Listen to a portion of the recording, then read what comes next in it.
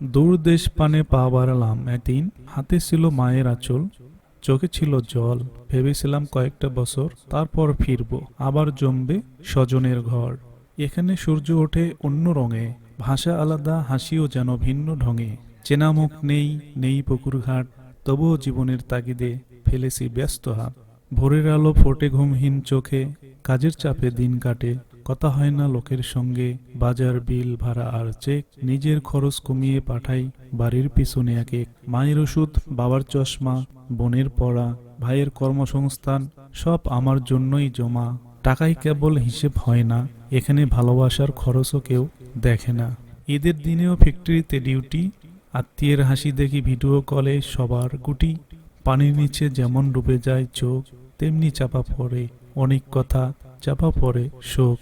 কেউ ভাবে বুঝি বিদেশ মানেই সোনা, তারা দেখে না কেবল করে, রাত কাটে না একা গোনা গোনা।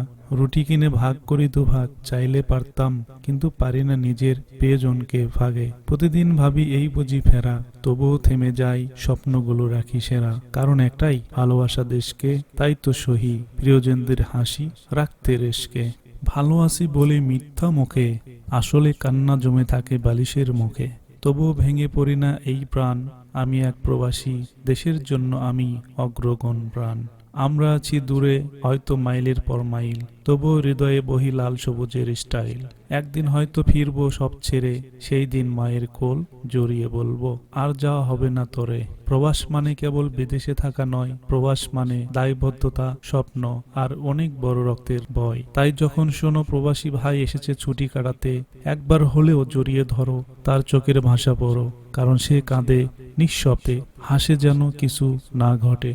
এই কথাগুলো আমার প্রবাসী ভাইদের জন্য বলেছি। যদি আপনাদের ভালো লাগে অবশ্যই আমার ভিডিওটিতে লাইক দেবেন এবং আমাকে সাপোর্ট করবেন। আর যারা প্রবাসী আছি তাদের জন্য রয়েছে অসংখ্য ভালোবাসা ও হৃদয়স্থল থেকে ধন্যবাদ।